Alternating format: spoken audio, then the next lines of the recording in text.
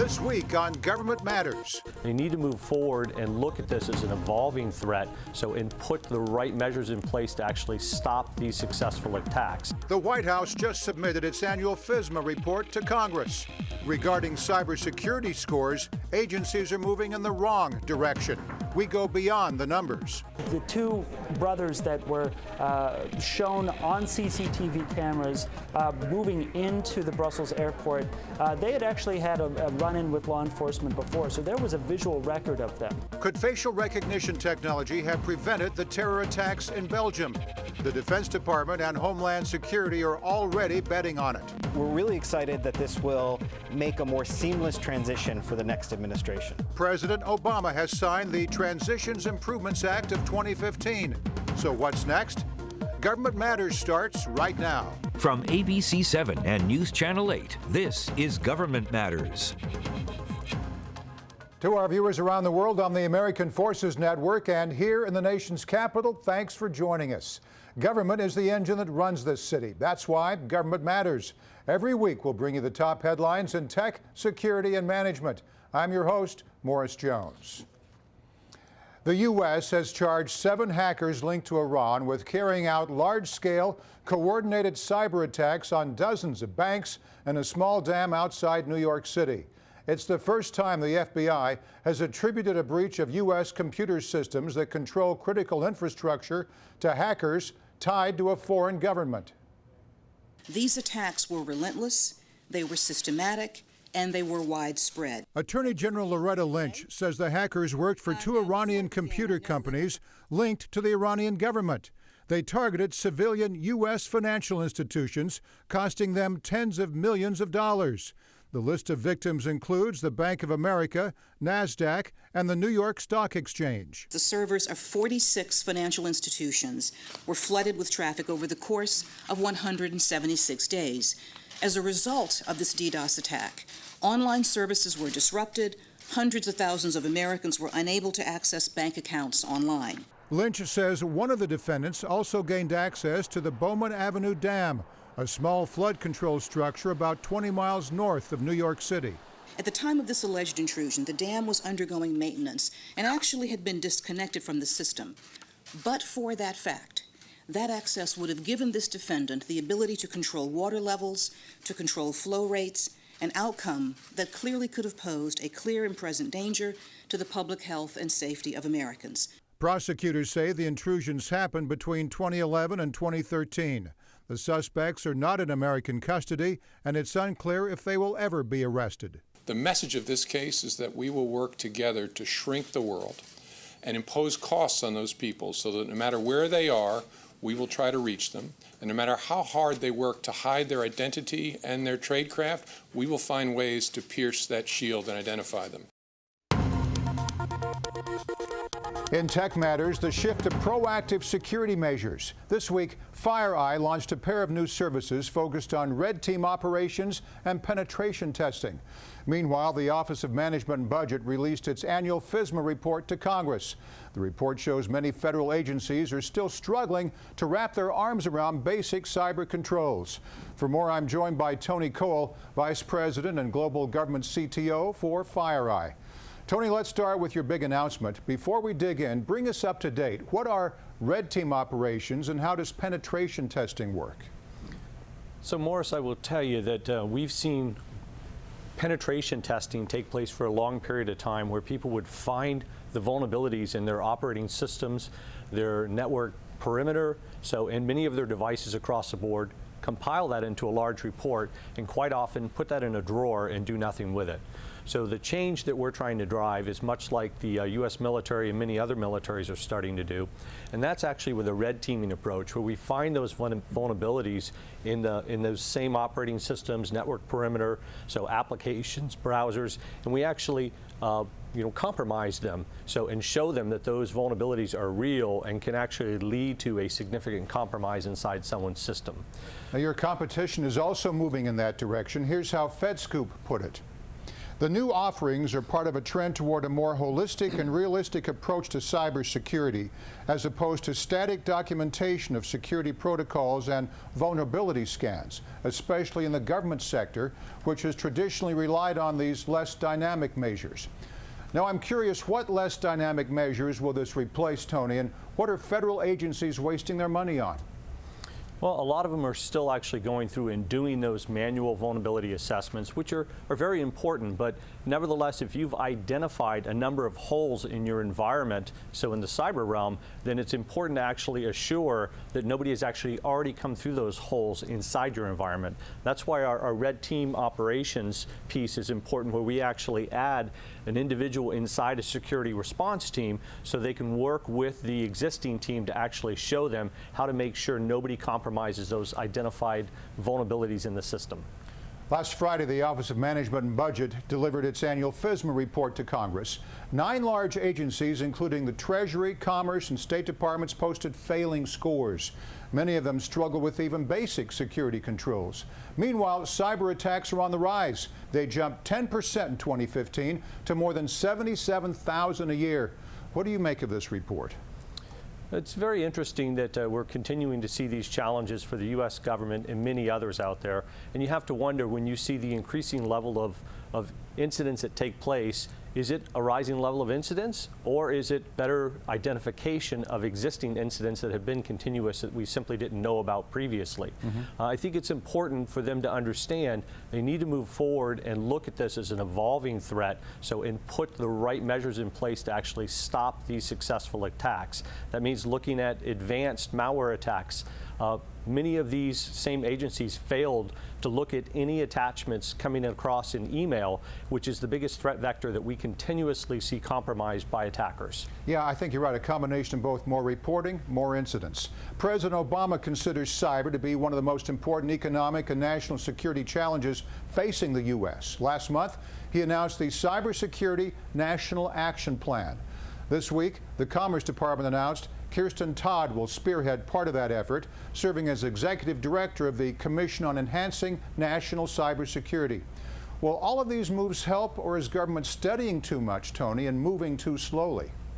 They're definitely moving too slowly, but I do think a lot of these efforts are going to be very helpful to the next administration as they move forward. It's a matter of looking at the recommendations that come from all the experts that they put together in these commissions, and then move forward with it in a very, very fast way.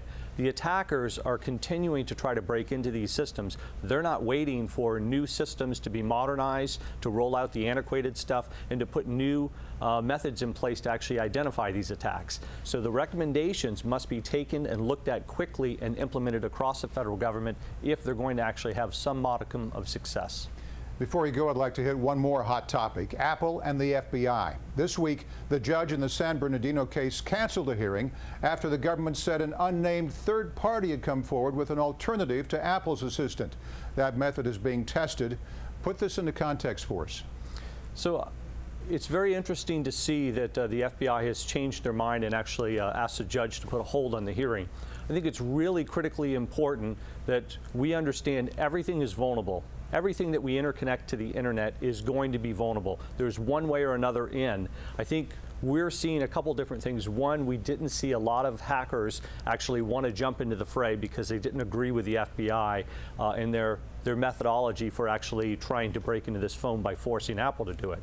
I think the better piece that we could see out of this is hopefully this will happen, that FBI will get access to it via help from another third party, and this will move to Congress and allow Congress to actually build some legislation that is actually a better degree, better measure across the board, where we look at civil liberties and we're actually looking at safety as well, and find that happy medium. It's good to have you with us. Tony Cole, Vice President and Global Government CTO for FireEye. Thanks, Tony. Thank you, Morris. We'll turn from tech to security straight ahead on Government Matters. In the future, facial recognition technology might help countries like Belgium prevent terror attacks. The Defense Department and Homeland Security are already on it. We look into the future next.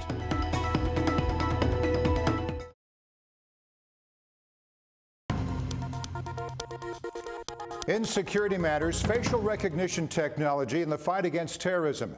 This week, ISIS claimed responsibility for a series of deadly bombings in Belgium that killed 34 people, including 3 suicide bombers. The attack spawned another manhunt and more questions about prevention only 4 months after the terrorist incidents in Paris. Facial recognition technology might help prevent such attacks, but it's a work in progress. Joining me with the latest is Patrick Tucker, technology editor for Defense One and author of The Naked Future. Patrick, well before Belgium, the Department of Defense and the Department of Homeland Security were already working to identify terror suspects through facial recognition technology. Before we get into the details, give us the big picture. What are they hoping to accomplish? Well, you know, all over the world, people that are affiliated with the military, people that are affiliated with law enforcement, run into these characters that you know, they want to keep track of and that might show up again, and this is sort of a case in point. We know that the 2 brothers that were shown on CCTV cameras moving into the Brussels airport, they had actually had a run-in with law enforcement before, so there was a visual record of them. The Defense Department, really beginning with the war in Afghanistan, began taking iris scans and taking pictures of people that they encountered on the battlefield so that they would know later on exactly who that person was when they encountered them in a different setting.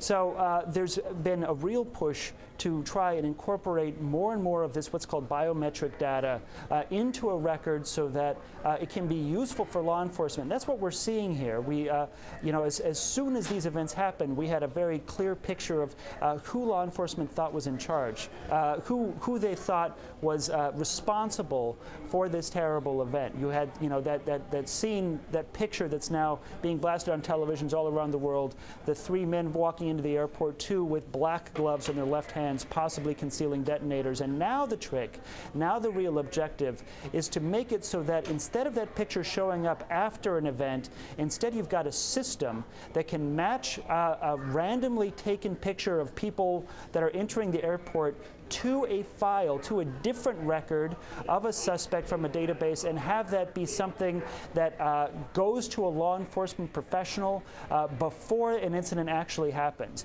So, Patrick, let me mention this too. Like many of the subjects we cover on Government Matters, this field is developing at a rapid clip. How far has it come over the past few years? Well, it's sort of come really an incredible degree in the last 2 years, and I think a lot of people would be surprised by how very advanced some of this stuff is. You know, in 2014, the military, the Defense Department, was working with a system designed by General Electric that could identify a face in a car that was moving at about 5 miles an hour through tinted glass. That's incredible. And at 100 feet. And now, I talked to somebody at DHS yesterday about this incident and asking what's sort of possible, what's cutting edge today, and they can do an iris recognition using video technology at about 30 feet. Now, iris recognition is really good. It's not perfect, it is thwartable, but it's a lot better than trying to pick a person to pick a face out of a lineup. It's just about as close to like real biometric matching as DNA can get, and that's just in the span of 2 years. But here's the thing, if you don't have a record of that iris, of that face in a database already that's easily recallable, then you have nothing to match against. Then no match can be made, and that's how you know, the subject slips through the cracks until it's too late. Patrick, the elephant in the room, of course, is privacy. What about innocent civilians who don't want their biometric data collected, stored, and cross-referenced? Are they fighting a losing battle, or are there protections in place? Well, there are a number of potential protections. Right now we're talking, and this is something that the privacy community, the legal community, and the national security community spend a lot of time talking about. There's a question, when you're out in public, do you have a reasonable expectation of privacy? Do you have a reasonable expectation that you can't be or shouldn't be photographed? And a lot of legal scholars say no. People in the privacy community say, well, yes, I think to a certain extent, and really it's sort of up to individuals. These two individuals, the two brothers that moved to this airport, we know two of them and possibly the third were in a taxi cab as they headed up to the airport. So do you have reasonable expectation of not being photographed in a taxi cab? We're not sure. So this is a debate that we're going to be having a lot more vocally the years ahead as this technology improves. But you know what's strange? When I talked to DHS about this, they pointed out that, hey, you might feel a little bit strange standing in line at a border crossing and surrendering your biometric data to the government. That's you don't have to be somebody with ill designs to feel weird about that. But we give away biometric data to our phones all the time, and the next generation of smartphones are all going to collect biometric, many of them, excuse me. Apple is one vendor, Fuji is another one, that are going to be collecting biometric data as a security feature. It keeps someone else from stealing your phone. So the future of giving away that biometric data could just come in the form of a very quick message, a push notification on your phone that asks you, do you want to give your data away and move into the faster line because you've already achieved a certain level of security? And I think a lot of people are going to say yes. Some people will say no, but that pushes the normalization of the movement of this data closer to being more available to the government. So we're going to be having all of these discussions in the years ahead. You bet. It's all fascinating and cutting edge. Patrick Tucker, Technology Editor for Defense One. Thanks, Patrick. Thank you.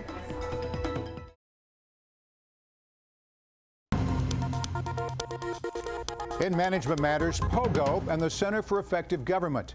This week, the Project on Government Oversight announced after 33 years of independent operation, CEG would be no more. It will fold most of its work and mission into Pogo, a nonpartisan watchdog for good government. Joining me with more is Sean Moulton, Pogo's Open Government Program Manager. Sean, you led the open government effort at CEG for 13 years. Give us some background on the acquisition of Pogo. What happened? Why did it come about? Well, it came about rather suddenly. The Center for Effective Government had been operating for a long time, doing a lot of similar work to the Project on Government Oversight, but more recently had encountered some difficulties. And when the board took a hard look at the path forward, they made the decision that it made more sense to fold into another organization and take the remaining resources and really put them towards the work that CEG had been doing, save on all the administrative overhead and all of that. So this merger really came about with these two colleague organizations. All right, so tell me how this will impact Pogo, and will it change the types of open government projects that you pursue? It'll have a big impact on the Project of Government Oversight. Pogo's very excited to take up some work that for a long time they had let CEG really take the lead on. They were colleague organizations. It was a collaborative kind of relationship. So now they're very excited to take on things like regulatory reform and how agencies are taking action, OMB and its involvement as how rules are made, and really to look at influence and money, not just in elections, but throughout governing process. Sean, you're also working on a blueprint that the next president can use to build a more open and accountable administration. There's a lot of buzz around transition initiatives, and it's crunch time. In fact, just last week, President Obama signed into law a bill that's designed to improve that process. Give us some background on the Edward Ted Kaufman and Michael Levitt Presidential Transitions Improvements Act of 2015. It's really a great bill, and we're very excited that it passed and got signed into law. It's a recognition of the enormous challenge presidential transition is. I mean, the federal government is one of the biggest and most complex organizations in the world. And for someone to go from campaigning full-time to suddenly taking over that kind of an organization, that kind of scope, takes a lot of prep work. And not just prep work by the campaigns, but prep work by the outgoing administration. And that's really what this bill recognizes. It says, we need months of time to make sure that the campaigns and their people are up to speed on what the agencies are doing, problems that they're going to face, projects that are underway, where they stand. And so we're really excited that this will make a more seamless transition for the next administration. All right, all makes sense. So what's the next step in that process? Where does transition go from here? So one of the big things that's going to happen is 6 months, maybe even sooner, but 6 months before the election, they're going to put together a council, a transition council. The White House will put that together, and the remaining candidates will have members on that council, and so it will really start to open up those gates of communication so that everyone's on the same page. That that both main candidates are talking to the administration, getting briefings, asking questions, so that they can prepare to take over whoever gets the win. There's a lot happening in these next few months. Sean Moulton, Open Government Program Manager at the Project on Government Oversight. Thanks, Sean. Thank you, Morris. And we'll turn from management to final matters straight ahead. The National Oceanic and Atmospheric Administration is in the midst of an effort to map roughly 300 shipwrecks in the waters off San Francisco. The discovery process started in 2009. This week, NOAA announced a major find, as Jonathan Bloom reports. It started when scientists were mapping the ocean floor and found something. Either late 19th century, early 20th century tugboat. A big tugboat, 170 feet long, clearly made for the open ocean. It didn't match any civilian records, but historians found this. A Navy ship called Conestoga that had gone missing with a crew of 56. By all accounts, the Conestoga had vanished off Hawaii. But what if it never made it that far? This wreck was near the Farallon Islands, just outside the Golden Gate. Researchers returned with an underwater robot for a closer look. We identified a 3-inch 50 caliber naval gun. In the photographs at San Diego, we have the gunnery crew standing next to that same gun. So it was our smoking gun. The Conestoga looked a lot like another tugboat, the Hercules, that's now permanently docked here in San Francisco Bay. In fact, researchers used this boat to help identify what they found on the ocean floor. These ships, like our Hercules at the park, are very narrow, these tugs, and they roll. Researchers now believe the Conestoga sank in the severe weather that area is known for. Winds over 100 miles an hour, currents many, many knots. A frightful way to die for the 56 sailors on board. The research team held a memorial on the water. Of sea captains young and old, and of the mates, and of all intrepid sailors. And another on land for the men's families. The shipwreck is now a gravesite, but it's more than that. It's been taken over by the colorful creatures of the deep ocean. Fish, eels, even a giant octopus. It's a beautiful reef, and you know, in the face of death, there's new life. In San Francisco, Jonathan Bloom, ABC 7 News. And that's the latest from Washington. Thanks for being with us. I'm Morris Jones. We know your week is filled with other matters. Save this half hour for us.